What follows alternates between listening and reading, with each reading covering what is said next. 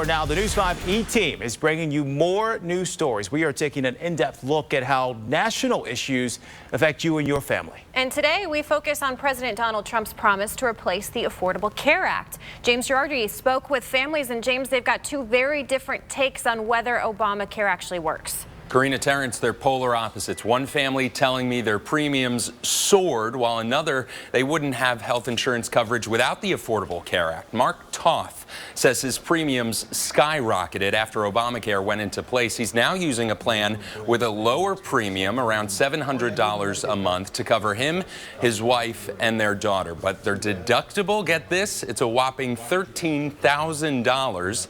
It's a number he says he's never going to hit. He tells me since the Affordable Care Act was passed, he's struggled to find good, affordable coverage for his family. It's supposed to improve the market, more competition, lower rates, keeping our plan. None of that's happened. As he'll keep trying to find a better deal to keep his family insured. Terrence? All right, James, well, what about the 20 million people who now have coverage because of the Affordable Care Act?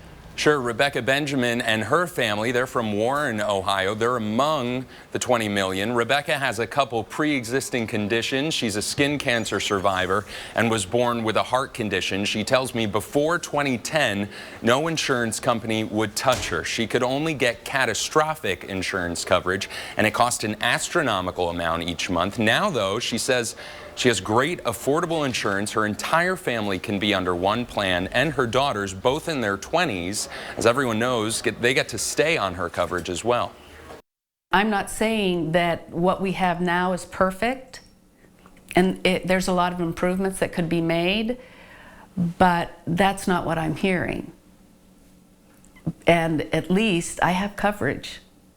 So it's important to note, we don't know which parts of Obamacare will stay under Trump's new plan. We reached out to all of the U.S. representatives from Northeast Ohio who will be voting on this repeal. If you want to see where your lawmaker stands, we have their responses all posted on our website, news5cleveland.com. Also, check out our News 5 app. Terrence, Karina?